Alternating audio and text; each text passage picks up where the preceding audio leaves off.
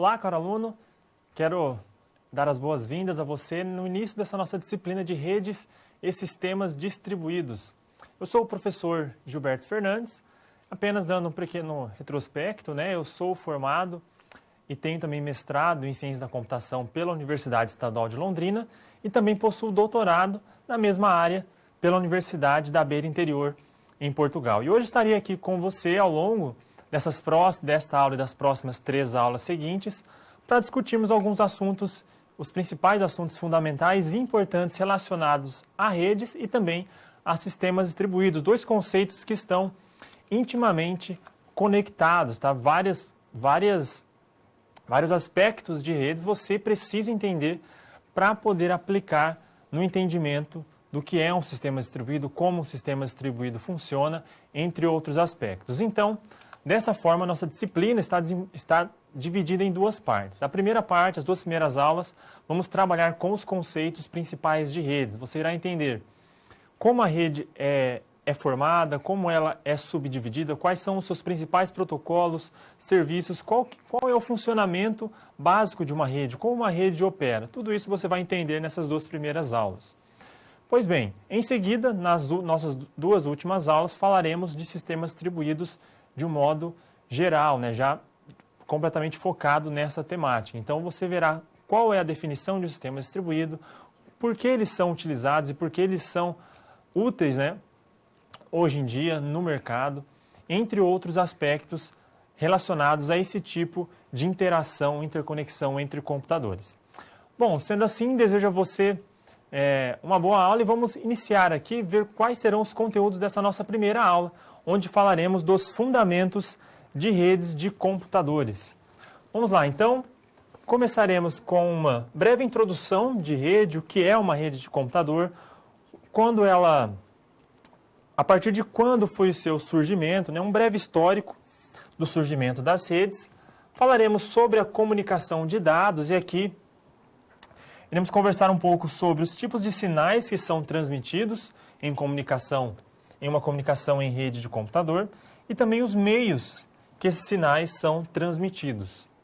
Seguindo, vamos estudar um pouco sobre a classificação de redes. Elas são classificadas por diversos aspectos, seja por tamanho ou seja por tecnologia. E veremos todas essas classificações aqui hoje. E também ao que chamamos de topologia de redes, que está intimamente ligado com a forma com que essas redes estão estruturadas. Seguindo, algo muito importante é com relação aos modelos de referência em redes. E aqui temos 2 que são utilizados hoje em dia. O modelo de referência OSI e o modelo de referência TCP/IP. Este modelo aqui, já adianto para você, que foi o modelo de referência que se tornou aí a arquitetura TCP/IP que é utilizada nas redes até hoje. Mas é importante citarmos também o modelo de referência OSI. E por fim, encerraremos essa aula conversando sobre os principais protocolos que atuam no modelo TCP/IP, em todas as camadas desse modelo que nós veremos ao longo dessa aula.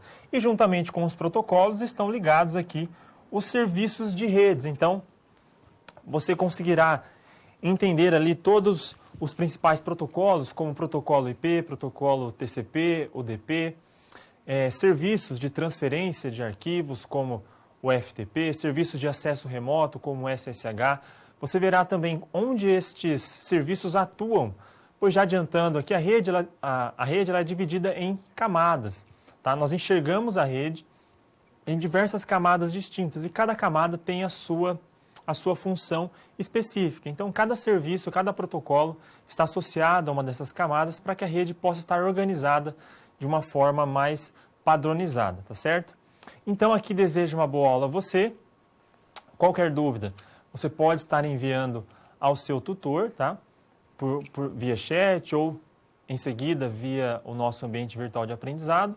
Estarei aqui à disposição. Uma boa aula a você e vamos começar com o nosso primeiro conceito aqui hoje. Falaremos agora de introdução à rede de computador. Então, você sabe o que é uma rede de computador? Você sabe a definição do que é? Bom, há várias definições na literatura, mas uma delas, a mais básica que você pode encontrar, é que uma rede é definida quando vários dispositivos, computadores, estão interconectados de modo que eles possam trocar informações entre si. Isso por si só já caracteriza uma rede. Então você tem dois computadores conectados via Wi-Fi, por cabo, enfim. Isso já, e eles têm a possibilidade de um enviar mensagem para o outro receber mensagens, podem se comunicar entre si, isso já caracteriza uma rede de computador. E a internet, ela é um exemplo, né, da maior rede de computador que temos hoje em dia. Não somente a internet é uma rede ela não necessariamente precisa estar relacionada à internet, tá? Podemos ter redes locais, alguns computadores no mesmo ambiente, por exemplo, no mesmo escritório, que estão conectados entre si para que, por exemplo, algum funcionário possa utilizar uma impressora ali que está localizada, por exemplo, na sala do chefe, e ele está em uma outra sala. Se o computador desse funcionário e a impressora estiverem em rede, ele consegue se comunicar com essa impressora e enviar o arquivo para imprimir. Então, isso já caracteriza uma rede, não necessariamente precisa estar conectado à internet, tá certo? E só para adiantar também a questão da definição de redes e da definição de sistemas distribuídos. Por muitas vezes há uma certa confusão entre essas definições. Então, para que você possa diferenciar um pouco do que é um sistema distribuído e rede, um sistema distribuído, por sua vez, também é vários computadores ou dispositivos conectados em rede. Porém, a diferença aqui é que um sistema distribuído ele vai atuar como se fosse o mesmo computador, como se fosse uma mesma máquina. Então, se eu tenho ali 5 computadores conectados, formando um sistema distribuído, aos olhos de quem está utilizando esse sistema, né, do usuário, ele verá apenas uma máquina, um único dispositivo ali. Então, são vários computadores interconectados em rede que atuam como se fosse um só. Isso é o que caracteriza um sistema distribuído. Já a rede são vários computadores que trabalham de forma autônoma, ou seja, de forma independente, interconectados de modo que possam trocar informações. Agora vamos aqui ao quadro, ver um breve histórico das redes, mas antes é importante citar o que houve nos séculos anteriores do século XX, que foi quando as redes surgiram, tá? No século XVIII, tivemos os sistemas mecânicos, com toda a Revolução Industrial. Foi seguido no século XIX pelas máquinas a vapor, e aí sim, agora, no século XX, que se deu toda a evolução, né, da questão de processamento e distribuição de informações. E foi justamente aqui que as redes de computador surgiram. E aí surgiram as redes de telefonia em escala mundial, houve a invenção do rádio, da TV, o nascimento e crescimento da indústria de informática e o lançamento de satélites de comunicação. Tudo isso aqui contribuiu para a evolução das redes e ajudou na criação das redes que tiveram os seus primeiros estudos em 1960. Na década de 1960, os primeiros estudos de redes começaram a surgir e, juntamente com esses estudos, surgiu a primeira rede, a rede chamada de ARPANET. Foi uma rede criada pelo MIT, que interconectava uma média de 15 computadores, de poucos computadores, mas que já realizava essa troca de informação. E essa rede utilizava o protocolo NCP, o Network Control Protocol, protocolo de controle de rede. Então, tudo que era feito na rede, toda a comunicação, toda a troca de mensagens, era operada por este protocolo apenas. Tá? Então, não havia o protocolo IP, TCP, UDP, nenhum outro. E aí, em seguida, as redes foram evoluindo, principalmente por conta de um certo interesse militar. Tá? Então, isso que causou a pesquisa, né, o desenvolvimento das redes. Primeiro com interesse militar e, em seguida, a rede privada começou a inserir dinheiro ali nas pesquisas, pois ela viu que a rede tinha um grande potencial de gerar mais dinheiro também naquela época. E aí, com o tempo, na década de 1970, começaram os primeiros estudos dos protocolos TCP, IP e UDP.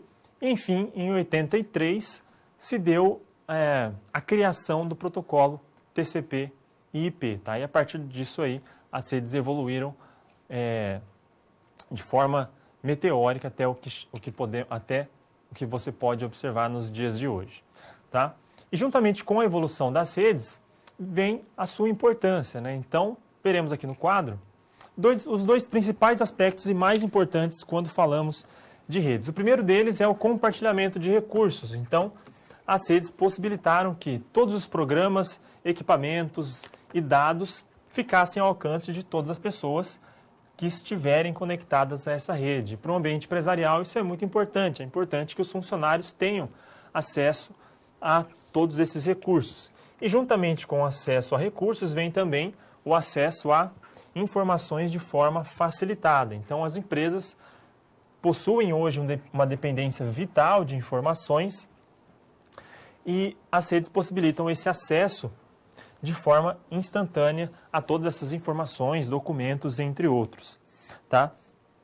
Isso também trouxe outros aspectos importantes, também na parte de comunicação entre as pessoas. Aí já falamos de redes sociais, de chamadas por vídeo, que possibilita ainda até hoje, trabalho remoto também, conexões remotas entre diversos computadores, você poder acessar da sua casa o seu computador, por exemplo, da sua empresa, um servidor localizado na empresa, numa universidade, entre outros. Todos esses aspectos são importantes, né, que as redes proporcionaram para nós hoje em dia. Agora, continuando aqui no quadro, as redes elas operam em uma arquitetura básica chamada de cliente-servidor. Tá? Então, essa arquitetura é amplamente utilizada e ela constitui a base da grande utilização de rede, que é basicamente o seguinte: temos os vários clientes, né, os usuários conectados a essa rede aqui, e também há um servidor, que é quem irá, como o próprio nome diz, servir a esses clientes. Os clientes eles requisitam informações deste servidor e o servidor ele irá retornar essas informações. O cliente seriam máquinas simples, tá? Para acessar esses dados, e os servidores são máquinas mais poderosas, maiores, mais caras também, instaladas e mantidas em um local central por um administrador de rede. Por exemplo, aplicações web utilizam esse tipo de arquitetura. E essa arquitetura, né, ela possui dois processos envolvidos, tanto um na máquina cliente quanto o outro na máquina servidor. O processo da máquina cliente ele realiza uma requisição ao servidor, e o processo servidor, ao receber essa requisição, ele concede uma resposta de acordo com o que o usuário pediu. E tudo isso passa aqui pela nossa rede de comunicação. Então, essa resposta chega de volta ao processo do cliente que executa a ação, né, a aplicação que foi requisitada ao servidor. Como, por exemplo, imagine que você faça a requisição do acesso a um site, por exemplo, o site do Google. O seu navegador irá requisitar ao servidor do Google, ao endereço IP desse servidor, e ele irá retornar, então, os arquivos necessários para que o seu navegador possa executar e abrir esse site. Então, ele vai trazer para a sua máquina, que é uma máquina cliente, todos os arquivos HTML, CSS, todos os códigos necessários para que o navegador consiga executar o site. Finalizando aqui no quadro agora, toda essa comunicação entre cliente e servidor em uma rede, ela pode ser operada de três maneiras. O modo simplex, que é uma comunicação unidirecional, como se fosse o rádio e TV, em que apenas há uma comunicação em uma única direção, ou seja, no rádio e TV apenas recebemos a informação, não conseguimos enviar de volta. Half duplex é uma comunicação bidirecional, porém alternada, que não pode ocorrer ao mesmo tempo. Então, por exemplo, aqui em um rádio, polícia, walkie-talkie, esse seria o que exemplifica esse tipo de comunicação. E temos também, relacionado aqui a redes, as comunicações full duplex, que são comunicações bidirecionais simultâneas, como, por exemplo, o telefone, em que você consegue enviar e receber informações ao mesmo tempo. E cada um desses tipos de comunicações há dispositivos de redes associados a eles. Tá? Então, por exemplo, a comunicação simplex, nós temos os hubs, né, que que só pode haver comunicação, envio ou resposta, né? Comunicação half duplex, temos os switches, e comunicação full duplex, temos, por exemplo, os roteadores. Todos esses dispositivos atuam nesses modos de comunicação de redes. Falando sobre comunicação de dados, é importante sabermos aqui quais são os tipos de sinais que trafegam em uma rede, quais são os sinais que as nossas informações, os nossos dados que transmitimos pela rede são formados, né? Como são originados esses sinais e quais são as suas principais características. Vamos aqui ao quadro, ver então que nós temos dois tipos de sinais principais. Os sinais analógicos e os sinais digitais.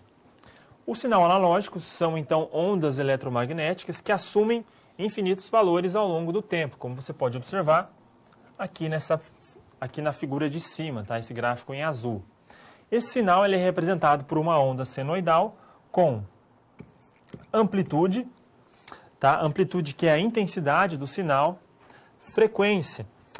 Frequência se dá pelo formato da onda em um intervalo de tempo, e a fase está relacionada, aliás, a frequência está relacionada à quantidade de ciclos em um intervalo de tempo, tá? Quantos ciclos essa onda dará em um intervalo específico, e a fase, por sua vez, está relacionada com o formato da onda. E o sinal analógico, né, ele, por ter essa propriedade de poder assumir infinitos valores ao longo do tempo, ele está mais suscetível à perda de qualidade, a interferências e ruídos. Algo que já não ocorre tanto em sinais do tipo digital, tá? Aqui em vermelho, nesse gráfico aqui logo abaixo. Sinais digitais são representados por zeros e uns, ou seja, é um sistema binário. Então eu tenho dados 0 aqui embaixo e 1. O gráfico só assume esses dois valores. Isso diminui a taxa de oscilação, que gera um aumento na qualidade do sinal, tá? Então esses sinais digitais não sofrem degradação ao longo do tempo, né, por conta de interferências e ruídos, e também eles permitem uma maior transferência de dados do que é possível no sinal analógico. Porém, esses dois tipos de sinais estão presentes nas redes, na comunicação, tá? Por exemplo, o seu computador, quando se comunica ao modem, roteador da sua casa, ele envia sinais digitais, tá? E já quando o modem tenta enviar informações para a rede, para a internet, ele faz a modulação desse sinal, transforma esse sinal analógico em sinal digital em sinal analógico e envia para o meio de comunicação da sua operadora para conseguir ter o acesso à rede. E o inverso também ocorre, essa transformação do sinal analógico em digital para que o seu computador entenda esse sinal, tá certo? Continuando aqui no quadro, esses sinais, então, eles são transmitidos por meios de transmissão. Que temos meios guiados e não guiados. Os guiados são os cabos. E o principal cabo aqui é o par trançado. Esse cabo é bem comum, você utiliza ele na sua casa para conectar o seu computador ao modem ou roteador, por exemplo. Ele é um cabo que possui fios enrolados em forma helicoidal para que ocorram menos interferências. Então, os fios estão, como o nome diz, trançados internamente. Esses fios eles suportam sinais tanto analógicos quanto digitais e eles estão divididos em algumas categorias. E essas categorias dizem qual a largura de banda que os cabos suportam e também se eles possuem ou não blindagem. A blindagem tenta proteger um pouco dos ruídos e oscilações. O cabo coaxial é um cabo que você utiliza na sua TV, mas também é utilizado para a transmissão de dados na rede, na internet. Ele possui um núcleo de cobre, é envolto por uma camada plástica isolante e é circundado por uma malha externa. Ele, diferente do par trançado, possibilita distâncias maiores de conexão e também uma velocidade maior do que o par trançado, além de possibilitar menos ruídos. Ele também há várias categorias, mas os dois tipos principais são esses dois aqui, o 10 base 2, que permite velocidades de 10 megabits em segmentos até 185 metros e 10 base 5 para conexões de banda larga em um alcance de até 500 metros. O terceiro tipo de cabo aqui é a fibra ótica. Tá? O cabo de fibra ele é constituído por um núcleo e uma casca insílica em sua volta. E aqui a luz é injetada por meio de LEDs, onde os dados são transmitidos. Então, ao receber as informações, aqui o sinal óptico da fibra é transformado em sinal elétrico. Tá? Esse tipo de transmissão é possível alcançar velocidades de até 10 terabytes por segundo. Mas então por que nossas conexões não chegam até esse tanto? Justamente porque hoje em dia não há tecnologia o suficiente para fazer essa conversão do sinal óptico em elétrico nessa taxa de transmissão de 10 terabytes. Então hoje é possível apenas conexões na casa dos gigabits. Ainda não chegamos na casa dos terabytes. Mas a fibra ótica ela possibilita essas conexões bem mais rápidas do que os outros cabos. Né? Futuramente um dia chegaremos a essa casa dos terabytes, chegaremos a utilizar todo o potencial da fibra ótica. Continuando aqui no quadro, para finalizar, temos também os meios de comunicação não guiados. E aqui temos o meio rádio, você certamente já ouviu falar da internet via rádio, que é feita por torres de transmissões, tá? E nesse tipo de transmissão, os obstáculos causam uma grande perda na qualidade do sinal, por isso que a internet via rádio possuía diversas falhas.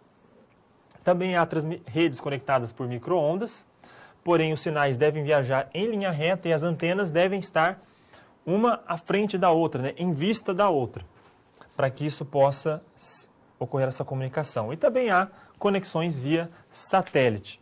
Tá? Então esses são os 3 modos não guiados que podem ocorrer na conexão de redes de computadores. Vamos falar sobre classificação e topologia de redes. Então as redes elas são classificadas tanto por escala, por tecnologia e há também topologias, diversas topologias de acordo com a estrutura com que essa rede é montada. Tá? Falando na classificação das redes por tecnologia, temos as redes ponto a ponto e as redes de broadcast. Vamos ver aqui no quadro o que são esses dois tipos de classificação de redes quando falamos da tecnologia. Redes de broadcast, também chamadas de redes de difusão, são um tipo de rede dinâmico e estático também. Tá? Essas redes elas possuem computadores conectados a esse tipo de rede, possuem a seguinte característica, que as mensagens enviadas são recebidas por todos os nós conectados a essa rede. Tá? Um exemplo são as redes locais, nós veremos mais à frente, redes em anel, que é um tipo de topologia de rede, redes em estrela, tá? São todas topologias de rede que utilizam essa classificação, redes de broadcast. E temos também as redes ponto a ponto, onde existem vários destinos para se chegar a um lugar. Então a mensagem é enviada de um ponto e chega apenas ao outro ponto, ao seu destino. Ela não é enviada a todos os nós. Por exemplo, são as redes de longo alcance e ligações dedicadas. Uma diferença básica de redes de broadcast e de redes ponto a ponto é, então, na rede de broadcast, quando um dispositivo envia uma mensagem, ele envia com o endereço de destino. Tá? Só que essa mensagem ela é replicada a todos os nós que estão conectados a essa rede. Porém, apenas a máquina, o dispositivo, o computador, que possui esse endereço de destino, que irá abrir a mensagem. Então, cada dispositivo verifica a mensagem e o endereço que consta nessa mensagem. Se for o seu endereço, ele abre a mensagem, senão ele apenas a descarta. Já a ponto, ela é enviada de uma origem a um destino específico. Ela passa por diversos dispositivos, mas ninguém faz nenhuma das máquinas por onde ela passa faz esse controle, recebe essa mensagem também. Há dispositivos como os roteadores e switches que fazem esse controle de endereçamento. Continuando aqui no quadro, então a classificação por escala se dá pelo tamanho da rede, tá? Pelo tamanho que essa rede é formada. Temos primeiramente as redes locais, que são as LANs, que vem de Local Area Network. São redes privadas contidas em um único edifício ou campus, por exemplo. Tá? É em um local pequeno, de até alguns quilômetros de extensão. E ela atinge velocidades de 10 megabits até 100 gigabits por segundo. E a principal tecnologia dessas redes é a Ethernet 802.3 e as suas variações, U, Z e AI. Tá? Então, são redes privadas que ficam em um local de tamanho limitado. Tá? Já redes maiores são as MANs, são as redes metropolitanas. Então, elas conectam dispositivos dentro de uma área maior, como de uma cidade, por exemplo, até 10 quilômetros de extensão, por exemplo. E um tipo de rede metropolitana é a distribuição de rede a cabo e o WiMAX, que são redes Wi-Fi de longo alcance. E aí, para distâncias maiores do que uma cidade, temos as redes WAN, as Wide Area Networks, são redes, podem ser também chamadas de redes mundiais, que são aqui as redes de larga escala, que elas conectam distâncias maiores, por exemplo, conectam cidades, conectam países ou até mesmo continentes. Tá? Então, os computadores eles são ligados às sub-redes que transportam as mensagens. Tá? E essas sub-redes são mantidas pelas companhias telefônicas ou outros provedores. Aqui há comutação por pacotes e sistema de satélite é um exemplo de WAN. Tá? Ou também, quando há, você também certamente já ouviu alguma notícia com relação à conexão de uma rede, de algum cabeamento que está sendo passado pelo oceano para conectar dois países, isso caracteriza também uma WAN. Tá? E além das redes locais, metropolitanas e de longo alcance, temos as redes sem fio. Vamos aqui ao quadro. Que nas redes sem fio, temos tanto as LANs sem fio, por meio do padrão Wi-Fi aqui, o 802.11, como também as WANs sem fio, as redes de longo alcance sem fio, que é o exemplo WiMAX. Tá? Interconexões de sistemas, temos a WPAN, que é uma rede pessoal, rede wireless pessoal, que é quando você conecta, por exemplo, seus dispositivos Bluetooth ao seu computador, seu relógio inteligente, tudo isso caracteriza uma rede pessoal. E falando agora sobre topologias, temos 4 topologias principais. A topologia em malha, onde cada um dos dispositivos de rede possui um link dedicado com os demais da rede, então cada dispositivo está conectado a todos os demais. Tá? Isso nos traz uma vantagem de que temos mais caminhos para uma mensagem percorrer. Então, caso algum link caia, este link aqui, ele pode chegar a este segundo link sem precisar passar pelo que caiu. Tá? Isso é uma vantagem. Porém, é uma rede mais complexa e mais cara. A topologia em anel, cada dispositivo possui 2 conexões apenas. Tá? E a mensagem ela deve percorrer em um único sentido todos os dispositivos até chegar no seu destino.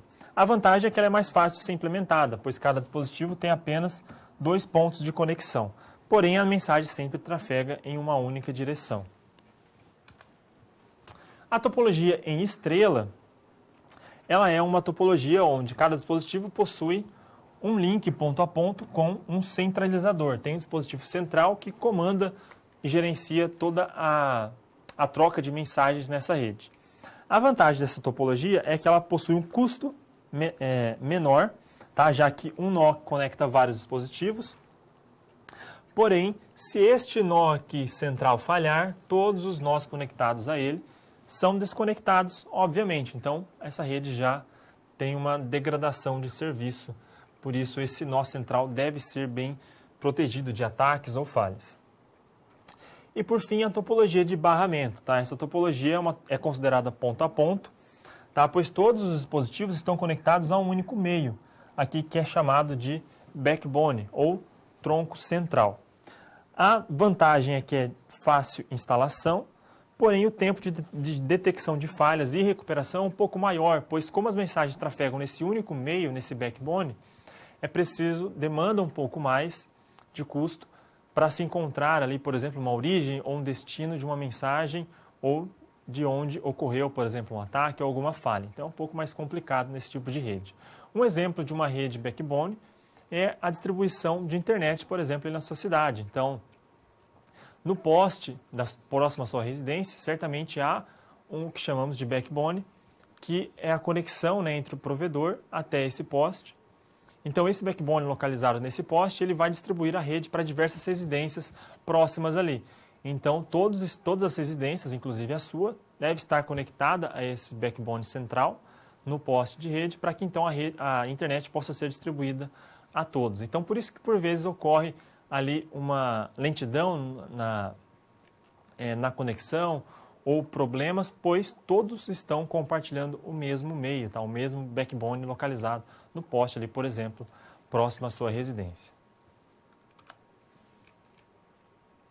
Nessa situação problema, vamos resolvê-la para que possamos conhecer um pouco mais os diferentes hardwares utilizados nas redes de computadores hoje. Há vários tipos de hardwares, como placas de rede, switches, hubs, roteadores, modems. Vamos ver alguns detalhes importantes de cada um deles. Tá? Para isso, vamos ver aqui no quadro a nossa situação, que é a seguinte.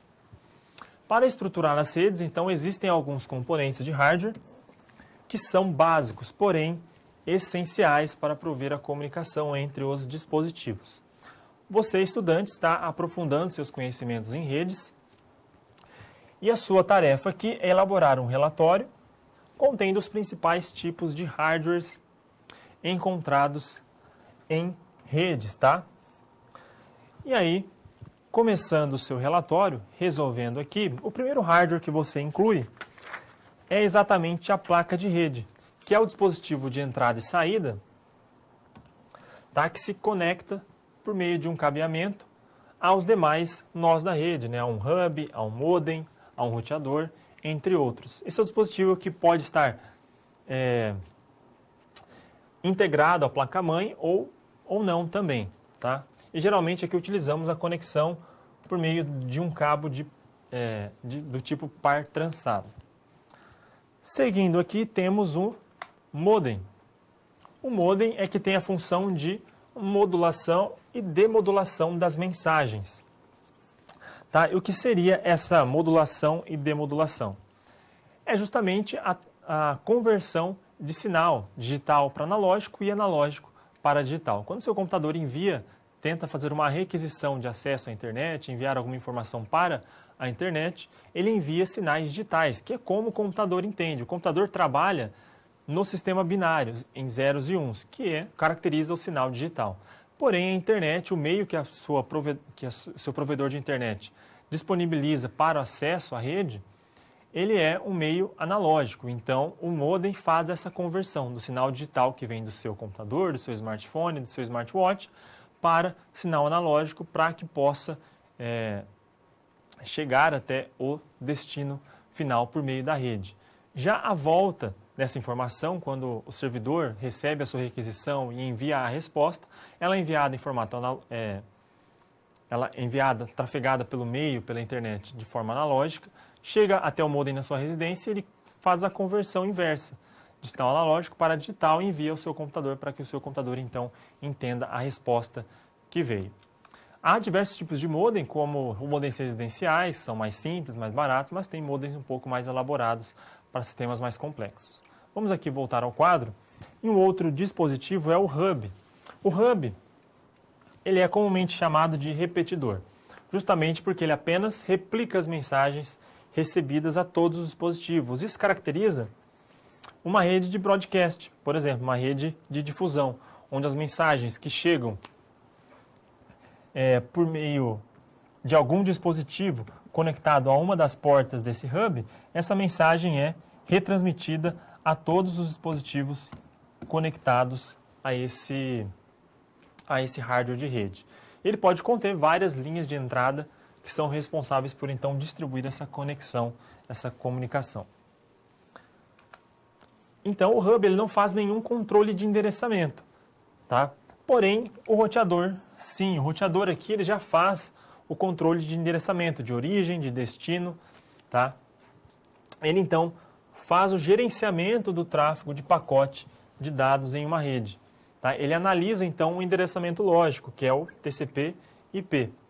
Então, para isso, o roteador ele forma tabelas lógicas, são tabelas de roteamento, para que ele possa encontrar ali quais são os seus dispositivos vizinhos, quais são os seus roteadores e switches, modems, enfim, todos os dispositivos que estão conectados a ele naquela rede, para que ele saiba para onde enviar a informação. E por fim, temos o switch. O switch ele é mais encontrado, mais popular em empresas, faculdades, tá? Em redes que necessitam um maior número de dispositivos conectados, tá? Em redes maiores. Como você pode observar aqui na imagem, ele possui diversas portas, então ele tem a capacidade de conectar uma rede maior do que um roteador.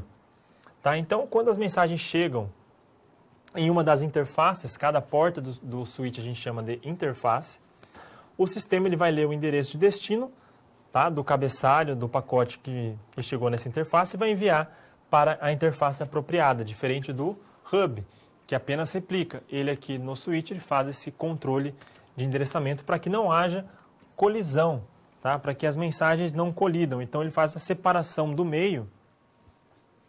Então ele opera no modo full duplex, onde pode haver o envio e recebimento de mensagens ao mesmo tempo ali, que o switch faz esse controle de colisão que existe, né, nessa transmissão de mensagens. Então esses são os principais hardwares.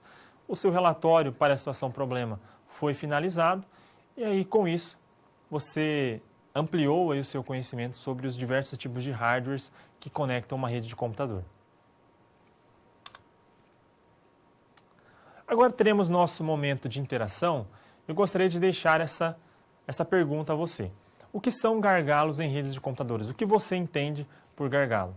Então deixaria alguns instantes para que você possa pensar nessa resposta e também, caso haja alguma dúvida, estarei aqui no chat para respondê-la a você. Logo eu volto.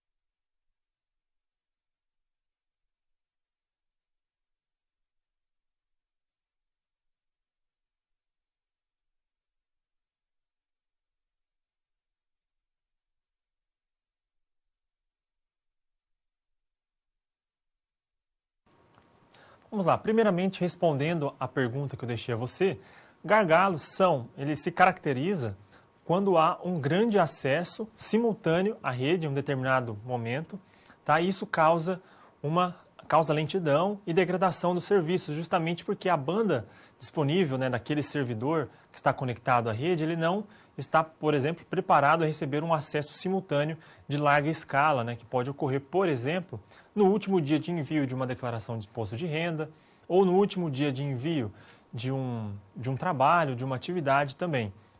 Então, se todas as pessoas acessam ao mesmo tempo um servidor e esse servidor não tem capacidade para receber esse número de acessos simultâneo, pode haver então uma certa degradação dos serviços e isso forma um gargalo no sistema. Uma forma de driblar esse problema de gargalos é justamente ter um sistema distribuído de servidores, tá? Ou ter vários servidores replicados de forma que os usuários sejam direcionados a esses servidores replicados à medida que os servidores vão atingindo o seu limite de banda disponível, né, de limite de conexões. Então, dessa forma, desafoga, né, um único servidor e isso é distribuído em vários outros. Mas, claro que isso demanda custo e um pouco mais de complexidade na implementação. Tivemos uma dúvida aqui de uma aluna de Londrina com relação aos cabos que eu falei aqui na aula, né? Eles são os cabos comuns, que vocês comumente conectam em computadores ou notebooks ou computadores desktop. Sim, o par trançado, que é o primeiro tipo de cabeamento que eu mostrei aqui a você, ele é o que você utiliza na sua casa para conectar o seu notebook ao roteador, ao modem, ou o seu computador desktop também ao modem. Então, esse é o tipo de cabeamento que também você pode utilizar para conectar o modem a um roteador, né? Quando você não tem um roteador e modem que são integrados no mesmo dispositivo, essa conexão também é feita por um cabo de par trançado. Já o cabo coaxial, muitas vezes ele é utilizado para fazer a conexão do backbone, do poste, né, onde fica esse meio compartilhado do provedor da sua internet, até a sua casa. Tá? Então a internet ela chega por meio de fibra ótica, nos casos mais comuns até esse poste, próximo à sua residência, e esse poste distribui essa internet por meio de cabos coaxiais. E esse cabo coaxial chega na sua casa e se conecta no seu modem para trazer, então, essa internet, a conexão à rede. E aí o seu modem se conecta através dos seus dispositivos por meio de um cabo de par trançado, ou, caso seja um modem com roteador Wi-Fi, por meio do Wi-Fi também. Tá? Então há essa diferença entre os dois cabos. Mas há também formas de se trazer, então, até a sua casa a fibra ótica, né? Vem da operadora até diretamente a sua casa. Isso traz conexões um pouco melhores, mais estáveis, mas há um custo muito maior na utilização dessa tecnologia de fibra ótica diretamente na sua casa. Espero que tenha ficado claro. Qualquer dúvida, continue interagindo no chat. Vamos dar continuidade à nossa aula. Vamos falar sobre o modelo de referência OSI. Tá? O modelo de referência, já deixo claro aqui que ele não é, o modelo OSI, aliás, ele não é uma arquitetura de rede. Tá? Ele apenas traz como referência uma padronização que foi necessária quando as redes começaram a evoluir, começaram a ficar maiores, ter mais dispositivos conectados e conversando entre si. Foi necessária uma padronização de como essa rede vai operar, de quais protocolos irão operar, né, nessa rede para troca de mensagens, para acesso remoto, entre outros aspectos. Então, houve essa necessidade de realizar essa padronização que culminou no modelo OSI. Tá? Então, isso dividiu a rede em diversas camadas que nós veremos aqui a seguir nessa aula. Vamos aqui ao quadro, então.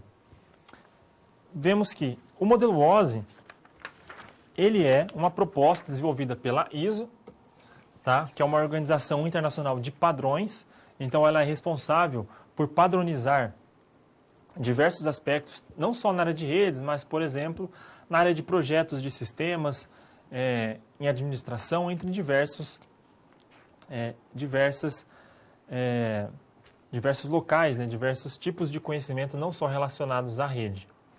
O modelo OSI, desenvolvido pela ISO, também chamado de modelo OSI da ISO, ele possui 7 camadas de rede. Como eu mencionei, ele não é uma arquitetura, pois ele só define o modelo de referência, ele não define serviços e nem protocolos que são utilizados em cada nível.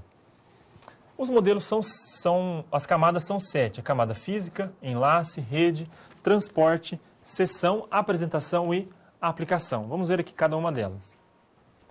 A camada física, a camada mais baixa aqui, ela possui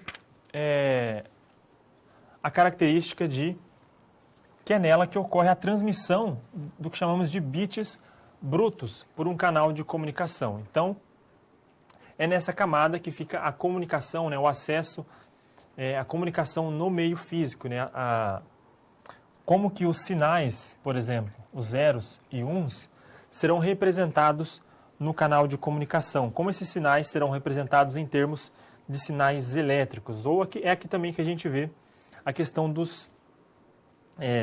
de quantos pinos o conector de rede terá para efetuar a transmissão física das informações. Tá? Então, é aqui que ocorrem questões como o tempo de transmissão e há protocolos responsáveis para garantir uma transmissão simultânea desses sinais. A camada de enlace por sua vez, que vem acima da camada física, ela então faz a organização do acesso a esse meio físico definido e delimitado pela camada física. Tá? Então ela provê um serviço de comunicação livre de erros, mediante a correção desses erros, para garantir então que os sinais possam ser transmitidos corretamente na camada física. Acima da camada de enlace temos a camada de rede. Tá? É nessa camada de rede, ela controla a operação de subrede. Tá? Quando há a divisão de uma rede em diversas subredes, é essa camada que faz essa operação, e ela se preocupa como os pacotes são roteados da origem para um destino. Então ela mantém tabelas, sejam tabelas estáticas ou dinâmicas, para esse roteamento de pacotes. Ela controla e previne o congestionamento. Tá? Essa é uma das funções aqui dessa camada, com o roteador, né, que atua na camada de rede, juntamente aqui com o endereço IP. Tá? Então ela permite que redes heterogêneas possam se comunicar, né, possam se conectar. Seguindo aqui, a camada de transporte é uma camada que vai então receber os dados da camada acima, da camada de seção, tá? Vai os quebrar em pequenos pedaços de acordo com a largura de banda, né, que a rede pode transmitir. Se necessário, pode ser necessário quebrar em pedaços ou não, e vai encaminhar essas informações, esses dados, ao nível de rede, a camada abaixo, tá? Certificando-se de que chegaram corretamente do outro lado. Então, o transporte desses dados, como ele é transportado, se ele é, por exemplo, quebrado em pequenos pedaços, e aí, depois, quando ele chega ao destino, a junção desses pequenos fragmentos são feitos tudo pela camada de transporte. A camada de seção, ela permite que os usuários de máquinas distintas estabeleçam seções de comunicação entre si, que irá permitir, então, o transporte de dados, login remoto, entre outros aspectos. Na camada de transporte, só para frisar aqui, é aqui onde temos o protocolo TCP e UDP. Por mais que o modelo de referência OSI não definam protocolos, para que você saiba que é nessa camada que ocorre a utilização desses dois protocolos. Por fim, temos as camadas de apresentação e aplicação. Tá? A de apresentação é diferente dos níveis físicos, enlace, rede, etc. Ela não se preocupa exatamente com a transferência de bits. Essa camada de apresentação ela se preocupa com a sintaxe dos dados. Tá? Então ela executa funções como compressão dos dados, encriptação, codificação, tá? Transforma os formatos, né? Faz a conversão para melhorar talvez a conexão, o envio ou não dessas mensagens. Encriptação está relacionado à criptografia, né? Segurança desses dados. Então ela se preocupa mais com a sintaxe, não exatamente com a transferência. Quem se preocupa com a transferência é a camada de transporte, que faz o transporte desses dados, o envio. A camada de rede, que faz o roteamento, né, dos endereços, e a camada de enlace física, que faz a transmissão física desses bits. E, por fim, temos a camada de aplicação, que ela contém, então, uma variedade de protocolos para fornecer os diversos serviços que o usuário utiliza. Então, HTTP é o protocolo para a conexão, né, transferência de dados para websites. Então, o protocolo HTTP, ele é um serviço que opera na camada de aplicação. Tá? Então, quando você faz uma requisição HTTP para requerer um site para ser acessado na sua máquina, essa requisição é feita pela camada de aplicação, você está utilizando isso na camada de aplicação, e aí a informação ela vai descendo de camadas, passando pela camada de apresentação, sessão, transporte, tá? E esse pacote vai sendo encapsulado para que ele chegue até a camada física e possa ser transmitido.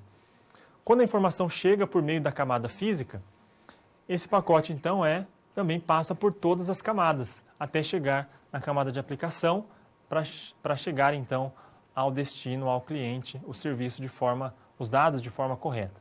Tá? Então há essa interação entre as camadas desse modelo OSI da ISO.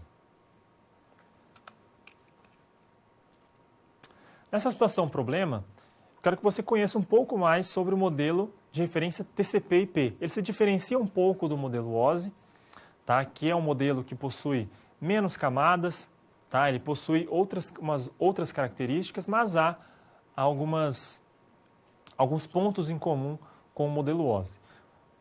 O modelo OSI e o modelo TCP/IP são dois modelos de camadas, então ele também subdivide a rede em diversas camadas, mas o TCP/IP simplifica um pouco o que o modelo OSI trouxe, tá? Então foi verificado que o modelo OSI possuía camadas que não eram tão importantes assim, não era necessário fazer essa subdivisão, como por exemplo as camadas de aplicação, apresentação e transporte. Tá? Nesse caso, aliás, desculpe, transporte não, de sessão, tá? Sessão, apresentação e aplicação. Foi simplificado essas três camadas em uma única camada. Tá? Então, para ficar um pouco mais fácil, né, a padronização e o entendimento desse modelo. E aqui no modelo TCP/IP que foram introduzidos os protocolos e serviços, e aí sim se tornou a arquitetura TCP/IP que é utilizada até hoje nas redes. Vamos aqui então ao quadro.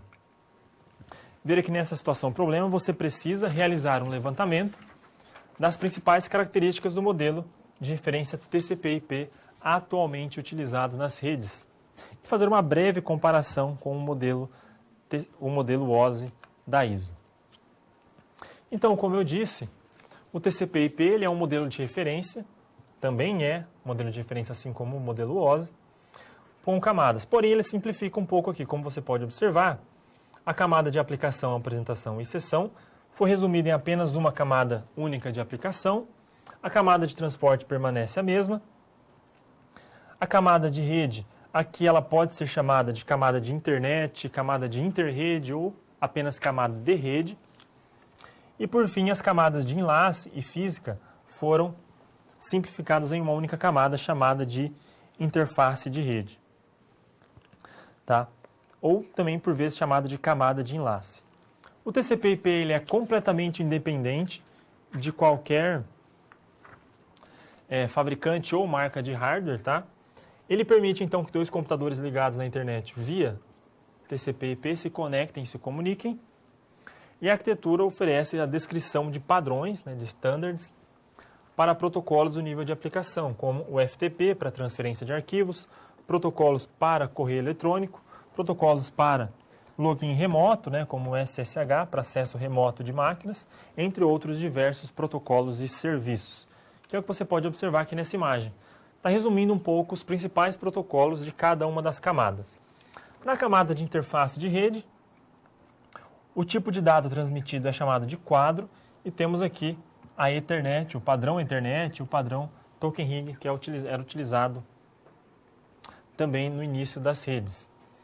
A camada de internet, ou também camada de interrede, possui o datagrama IP, o tipo de dado enviado, e aqui operam os protocolos, principalmente o protocolo IP, mas também o protocolo ICMP, que é para controle de fluxo de mensagens. Ele trabalha com a questão de detecção de erros, envio de mensagens de erros, entre outros aspectos.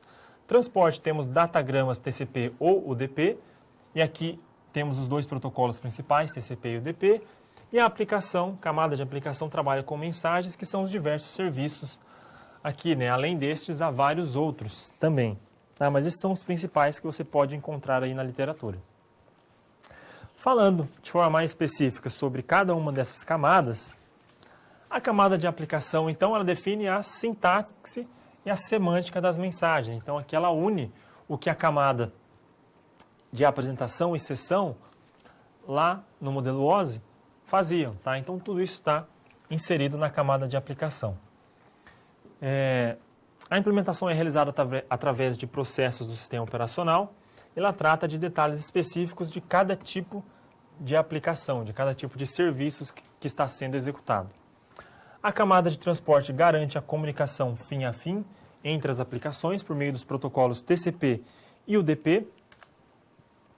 A camada de internet, também chamada de interrede ou camada de rede apenas, é onde temos o protocolo IP e ela tem basicamente a mesma função da camada de rede do modelo OSI. Ela realiza a transferência e também o roteamento de pacotes entre os dispositivos conectados na rede. Tá? E também tem a função de evitar o congestionamento.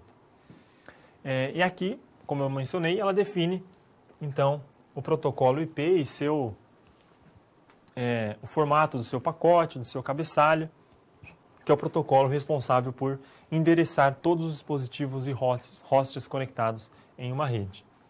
E, por fim, a camada de interface de rede, que seria aqui a camada física e a camada de enlace, por vezes também chamada, aqui no modelo TCP/IP, de camada de enlace, ou camada de host, ou apenas camada física.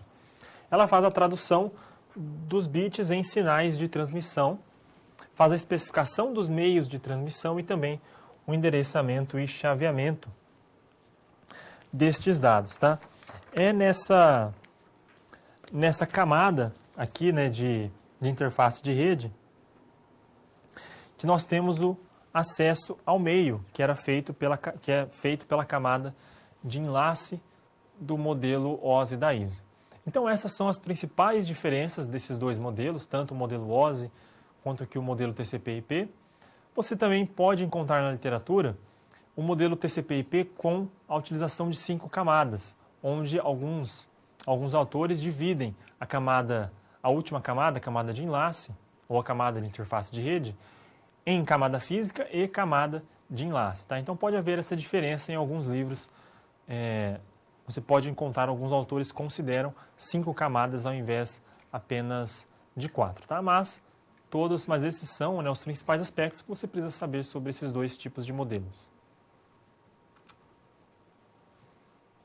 Falando sobre o modelo TCP/IP, que se tornou então a arquitetura vigente nas redes hoje em dia, temos em cada uma das camadas vários protocolos e serviços que atuam nelas. Tá? É o que nós vamos ver aqui ao longo dessa aula.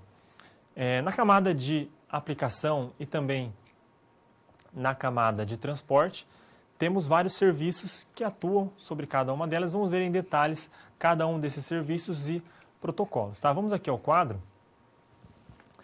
Vamos ver então os principais serviços que você pode encontrar na camada de aplicação. Tá? Camada de aplicação. Primeiro temos aqui o Telnet, que é um serviço de terminal virtual.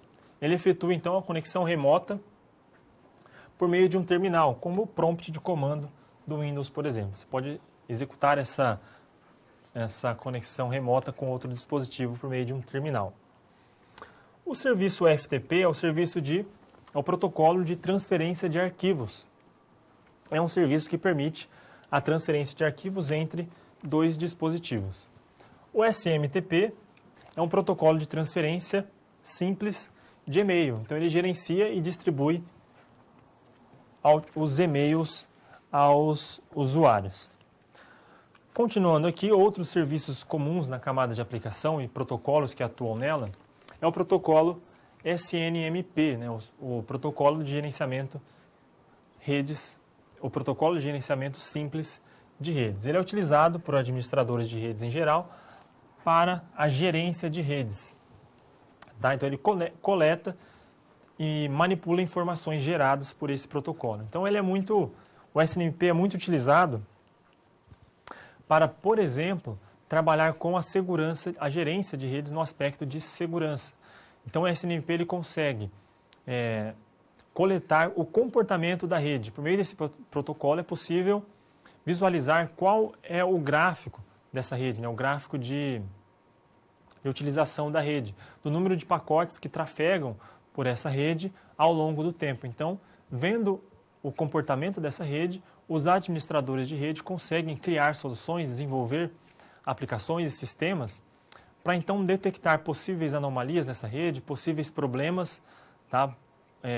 Sejam ataques, onde provavelmente ocorrerá um pico de utilização em algum determinado horário, ou, por exemplo, alguma queda de energia, ou algum problema que cause a queda de utilização dessa rede, né, nesse gráfico da rede, que é gerado por meio de informações coletadas pelo serviço do protocolo SNMP. Continuando aqui no quadro, outros dois serviços importantes são o DNS e o HTTP. O DNS ele é um sistema de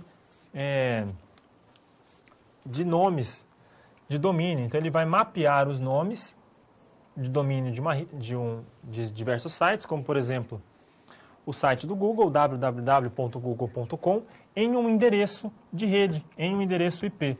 Então, para que você não precise digitar no seu navegador toda vez o endereço IP do Google, por exemplo, eu não me lembro, não me recordo aqui, mas seria um endereço algo tipo 172.198.150.20, por exemplo. Em vez de você digitar essa sequência de números, ter que decorar vários números para cada um dos websites que você deseja acessar no seu navegador, você apenas digita o endereço em formato de texto, www. Alguma coisa. E aí o servidor DNS, tá? Esse serviço, ele faz a conversão, o mapeamento. Então, se você digita google.com, o serviço vai entender que você quer acessar o IP 172. Alguma coisa, que é o IP do servidor do Google, para que você receba as informações desse site. E o HTTP é o protocolo, né, o serviço para a conexão com sites da web. Né? Por meio dele é possível utilizar, então, o www, né, a World Wide Web, a rede por meio que você consegue utilizar, então, conexões na internet por meio do protocolo HTTP. Continuando aqui no quadro, agora vamos passar para a camada de transporte. A camada de transporte ela possui dois protocolos principais, o protocolo TCP e o protocolo UDP. O protocolo TCP ele é um protocolo orientado à conexão. O que isso quer dizer? Que ele precisa estabelecer uma conexão entre as duas partes que estão tentando se conectar, tá? Estão tentando se comunicar. Então, eles precisam estabelecer uma conexão para que haja confiabilidade na transmissão desses dados. E para isso, então, ele divide o fluxo de dados em diversos segmentos.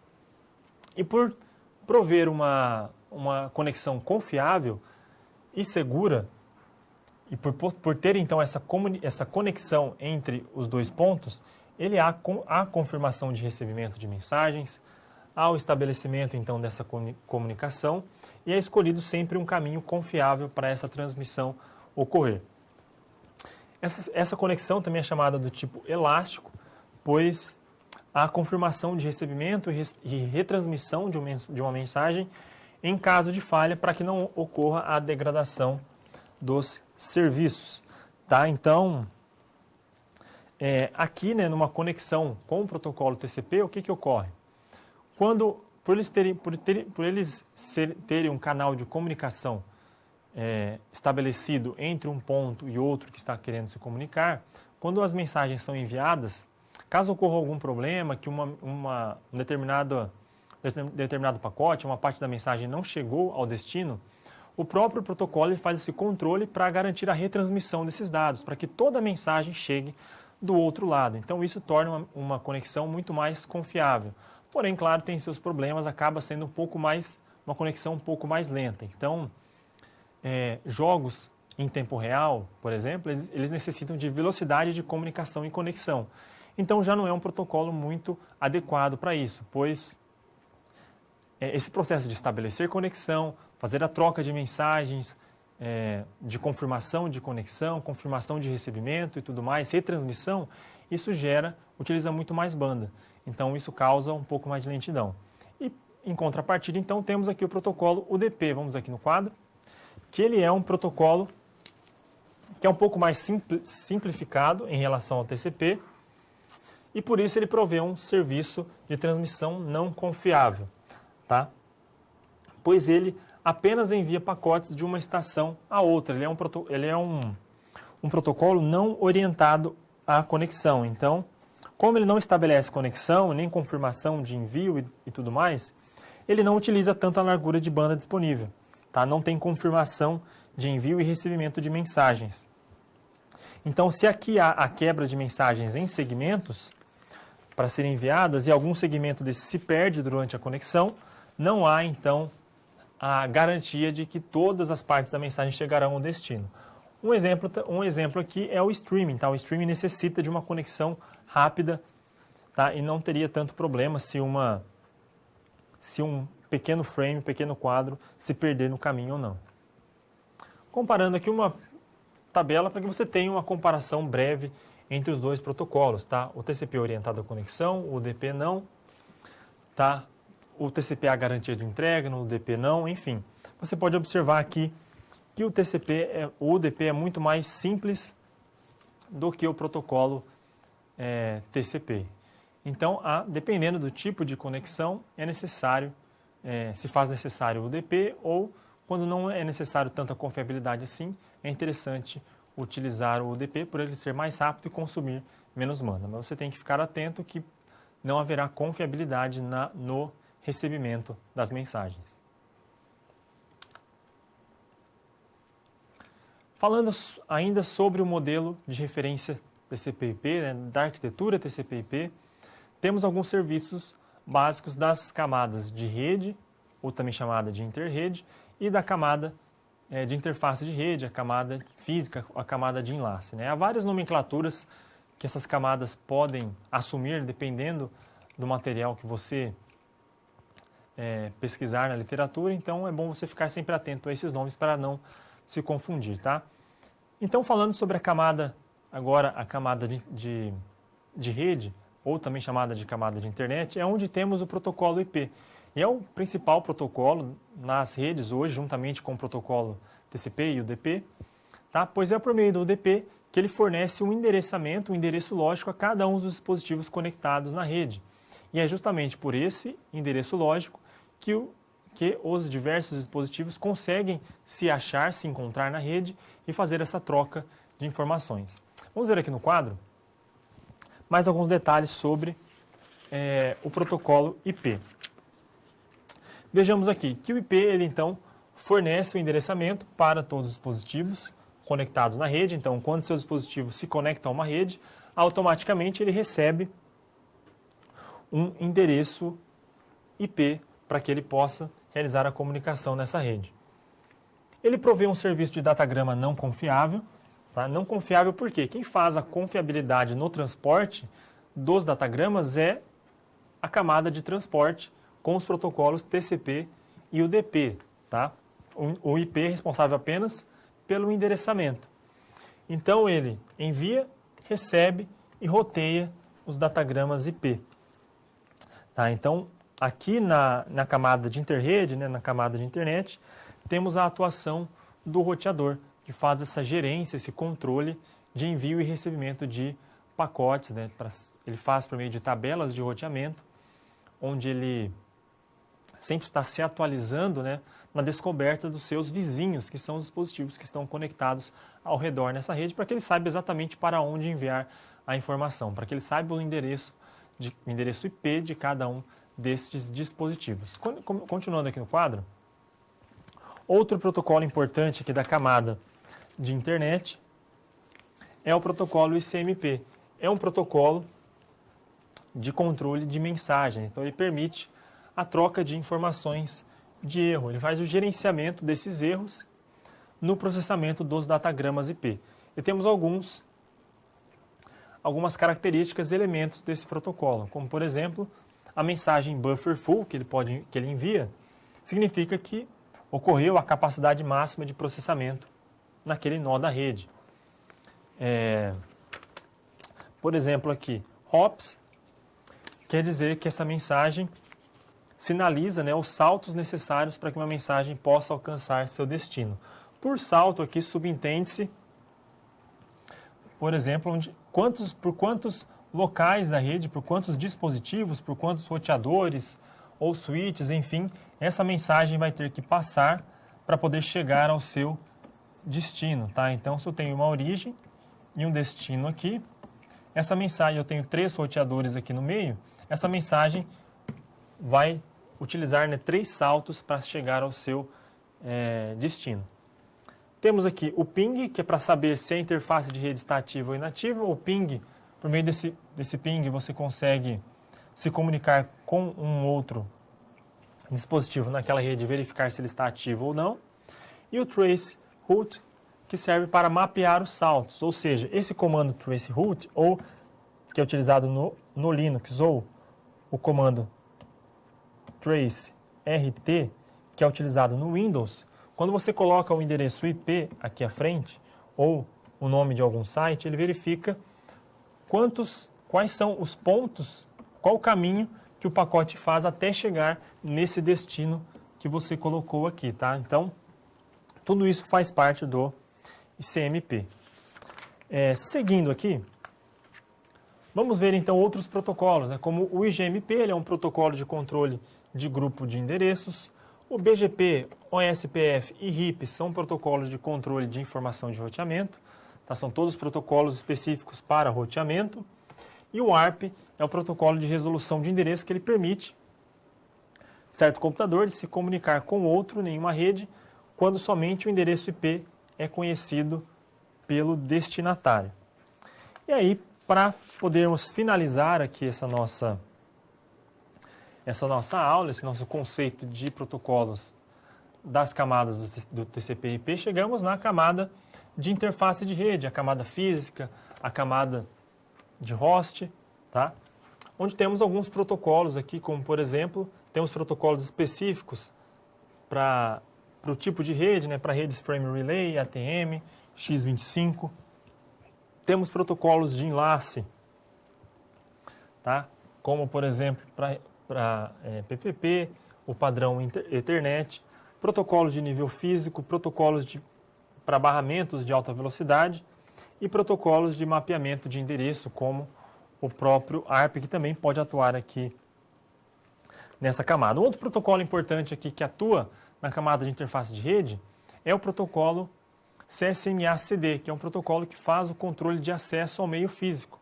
É um protocolo que garante que não vai haver colisões entre o envio e recebimento de mensagens, quando esse envio e recebimento compartilham o mesmo meio de comunicação, tá? Então esse protocolo faz a verificação se o meio já está transmitindo alguma mensagem, ou seja, se ele está ocupado ou não. Se ele estiver ocupado, ele aguarda, tá? Se não, se ele estiver livre, ele faz a sua transmissão, seu envio de mensagem por aquele meio, justamente para não haver aqui a colisão de mensagens. Então, dessa forma, finalizamos aqui esse estudo sobre os principais serviços e protocolos, cada uma das camadas do modelo de referência TCP/IP.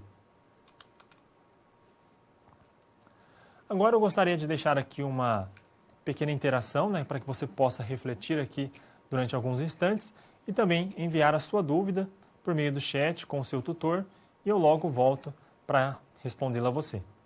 E a pergunta é: você sabe algum exemplo de programa que efetua transferência de arquivos com FTP? Pense em alguns instantes e logo eu retorno.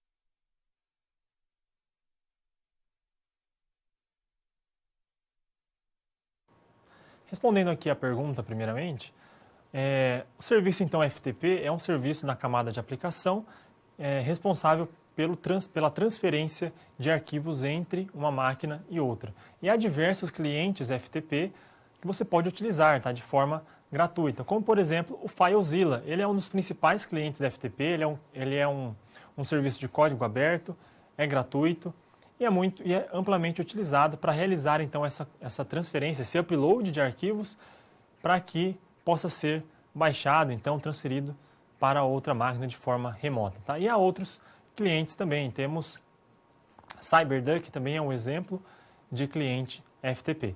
E tivemos aqui uma dúvida de uma aluna de um aluno de Londrina, perguntando se o barramento é um tipo de gargalo. Na verdade, o barramento ele pode se tornar um gargalo na rede caso a sua capacidade total de transmissão, né, de banda seja atingida em determinado momento.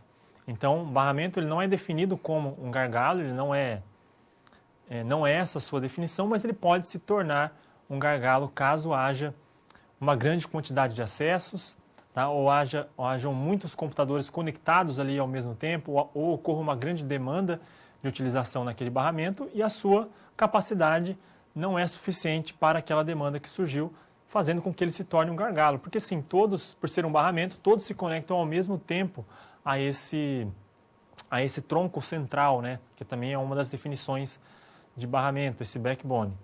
Então isso pode sim causar um gargalo, tá? Espero que tenha ficado respondido.